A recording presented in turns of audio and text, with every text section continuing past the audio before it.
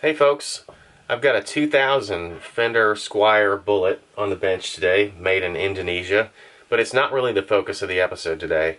What I'd really like to do is talk to you guys about what you'd like to see in the future of this channel and how things are going, and just get some of your feedback. So let's get started and I'll take off these strings.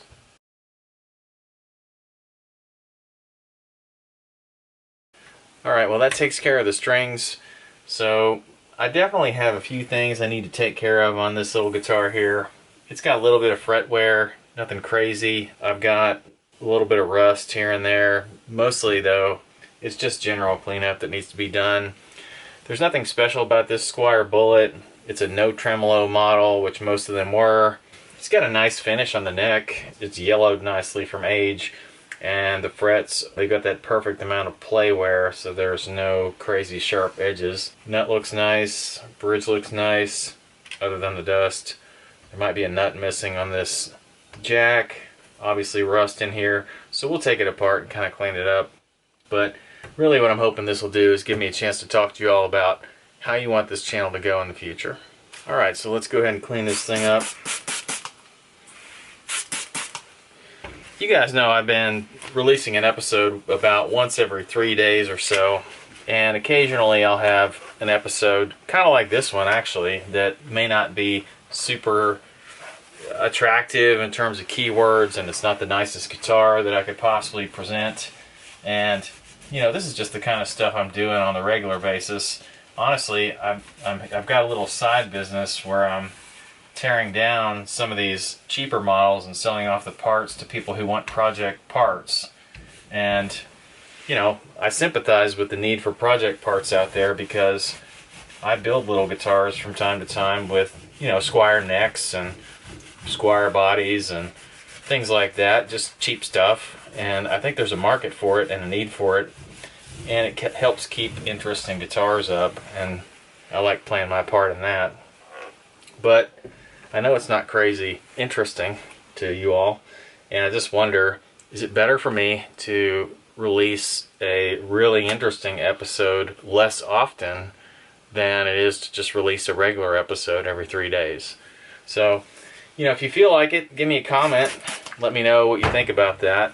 Also, I'm kind of curious, like, most of my videos, I started out probably making them longer and splitting them into several parts. Like, I'd have a series that might last 5 episodes or 4 episodes or something like that, and you know, I'd have several of them last 20 or 30 minutes. But I realized those were a little bit too long, and I don't know if everybody felt like following me for all those episodes. So then I switched to offering only a few of those series like that, and more of these one and done episodes that I've got in that one playlist that I call One and Done. And that seems to work pretty well to grab your attention. I really don't know what's the perfect format, and I feel like I can't please everybody all at once, but I just want to see what the popular opinion is out there. So again, leave me a comment. I'd love to know. Alright, well, I'm going to go to work on this fretboard with a little bit of steel wool. This is quadruple aught, and some lemon oil. There's nothing to this, but you definitely don't want to over oil it. So just give it a light coat and kind of start to scrub some of the dirt out of the fretboard, but definitely go with the grain when you do this. And you'll notice I haven't masked off the frets here, because these frets are super old and need a polish anyway. So this actually will serve as a good step to polish the frets just slightly as well. So anyway, while I do this, you'll notice that I've got the first pickup taped off, and that's because the shards, or the little fragments from this steel wool, can come off and lodge themselves in the pickups if you're not careful. So taping up the magnets just kind of keeps that under control. This is going to be a really nasty one because it looks really grimy, and I'm guessing once I do this, you'll see a bunch of dirt come off. Yeah, I mean, that's just what you get into with a lot of play wear, and especially when somebody doesn't clean the fretboard very often. This fretboard is in pretty good shape. It's got a couple of divots down here in the cowboy cord area where Somebody's been pressing pretty hard into it with their fingers. Maybe it's fingernails, maybe it's strings. I don't know, but at any rate, it's in pretty good shape other than that. And like I said, the feel of it is well worth a couple of divots in the fretboard to get that kind of worn-in feel. Alright, well I can already tell this is going to take a whole lot of coats. Now, something I've also been wanting to ask you guys, I tend to fast forward in a lot of my videos to try to get through some of the parts where I'm not talking and I'm just kind of doing the work. I really don't know what's the best way to handle that. Should I leave the fast forwards in? Should I cut those out? You know, it feels like to me that if they're very long, that you won't want to sit through the pause in the audio. I really just don't know if you'd rather see what I'm doing or if you'd just rather skip to when I'm talking again. I'm going to have to give this thing a few more coats. Really what I'm trying to do is let the oil raise the dirt out of the grain of the wood and then wiping it off. I don't want to over oil it though, so it takes several light coats and then I've got to come back in and clean it off. I just don't want any oil pooling up on the fretboard.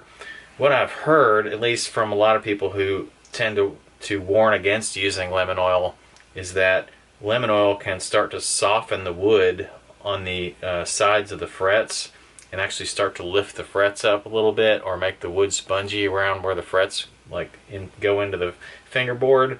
So, you know, that's why I try to use a lot of caution there. There are other people who will use linseed oil because it's less likely to do that.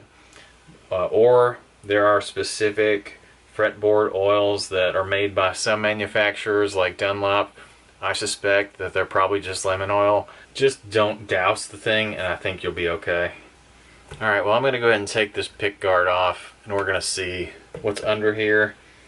You know, it should be like most Squiers, pretty standard ceramic pickups, really probably tiny pots, junky switch, you know, kind of the normal stuff you would experience when you open up a entry-level Asian guitar, but it's always good to see what's going on in there. This is a 2000. It's probably the oldest one that I've taken a look at in quite some time. So, you know, the modern Squiers actually are getting quite good. They're using, some of them are even using Alnico pickups and using pretty good pots. The switches are all garbage, to be honest, but, you know, can't get it all right, I guess. But yeah, I mean, these things are meant to be a budget guitar, probably never meant to be opened ever again. You know, once they're purchased, they're meant to be beat up, worn out, and thrown away. And I'm probably one of the only people who's crazy enough to try to resell these and make a little bit of money off of them, but believe it or not, you can pick them up for next to nothing, and it doesn't take much effort to make them into a nice playable guitar again. Just a little contact cleaner, a little, you know, steel wool, lemon oil, new strings, a couple of tweaks with some wrenches, maybe replacing a little bit of the hardware, and you know, these things can have a lot of life left. Alright, so let's see what's under this thing here. There are some shielded wires in here, which I guess helps with the noise. There's no shielding in the cavity itself. This is a really thin body, and with the swimming pool route, it makes it super lightweight. So if you're into that kind of thing, you know, this might be the body for you, but you know, it's just honestly a little bit too light for my taste. And somebody's been in here adding some lightness, I guess, by sanding into this. I don't know if they had replaced that switch at some point or what, but anyway, somebody's been playing around in here. Again, mini pots, sort of that breadboard style metal covered switch, but this is kind of an interesting one because it's thicker than what I normally see. It's still got plastic internals, but it's not quite that circuit board style switch that I'm used to seeing. And then of course the metal bottom ceramic pickups. I've gone ahead and removed the saddles and I've cleaned up the bridge a little bit. I'll have to put those saddles back. I've been looking for some replacement screws for some of the screws here. I found some screws for the switch, but I can't find any screws for the pickups themselves.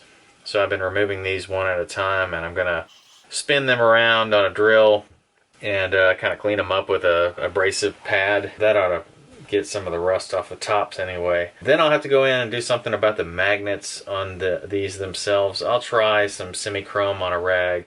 But before I do that, I just wanted to say some of the things that I've been doing on the channel. I've been doing these cheaper guitars, and I've been trying to release an episode every 3 days. But I'm also curious, like, what do you think of my video quality? What do you think of my sound quality? Does it differ a lot from other YouTube videos that you watch? And I'm curious about all those things because I'm thinking about upgrading some equipment. I've been kind of stuck at this 500 subscriber level for a while. You know, I just want to see what is it that I can do, in your opinion, to increase my subscriber rate and kind of pass that 1,000 watermark so that I can kind of get some monetization to support this channel, because I don't want to be a beggar. I don't want to ask for PayPal donations or things like that. Well, I've been attacking these pole pieces on these pickups, and maybe I should zoom in a little bit more. But every single one of these things has a pretty serious layer of rust on them. So what I've been doing is I've got a Dremel tool, and I've got some semi-chrome, and I've got a little cotton wheel on the end of my Dremel here. And I've loaded it up with the semi-chrome, and I'm just doing a little polish over each one of these pole pieces, and that actually will take the rust right off. It will actually leave some pits, nothing you can do about that, but just getting the rust off there is a long way towards making it look better. Well, I'm just working through my action adjustments, and I'm working out my neck relief. Everything looked pretty good in terms of neck relief. This action is going pretty well as well. Not hearing any dead frets. I've got the top 2 strings adjusted so far. Getting that perfect 4/64 at the 17th fret. So one of the things I was wondering as I was setting this up is, does it bother you that I don't show my face on camera very much? And I don't know if that would help my viewers to see me more often, or if that was important to you or not. I haven't set intonation yet. I've just done neck relief, and now I'm doing action. You know, I've got a new tuner coming, and it's a Peterson tuner, and it's something I've always kind of wanted because they're supposed to be super duper accurate. They're a mechanical tuner, which is really weird. I guess they have some rotating discs inside them. I guess they align based on the pitch that the tuner is supposed to achieve, or that the string's making as it vibrates. So anyway, it's not something that a lot of people know how to use, including myself. So I'm trying to learn a little bit about it before it comes in, and I'll make a little bit of a video about it. And the Peterson is going to make my intonation settings a whole lot more accurate than they ever were before. Alright, well, that completes my action setup. Now that I've set my action, these screws that go into the saddles here for height adjustment, they actually stick up quite a bit, and they kind of dig your hand while you're playing. I can already tell just from where they are. So I may have to take some of those down. But otherwise, this thing achieved really low action, and nothing frets out in the tongue. And, you know, as far as I'm concerned, this thing's pretty much ready to play. I just need to set that intonation. So this thing's just about done, and I know it hasn't been a extremely exciting content for this video, but like I said, I'm really just interested in what you want to see out of this channel going forward, and any comments that you have will help me out greatly. I really appreciate all the likes that you guys give me and all the comments, and I really appreciate the subscriptions. I've noticed on a couple of my videos, when I haven't had such exciting content, I've actually lost a subscriber or two. And I really am new to YouTube, and I don't know how often that happens. I don't know whether to take it personally, whether to read something into the content, you know, what should I do about that? So any help you guys can give me, I really appreciate it, and I'll see you guys next time.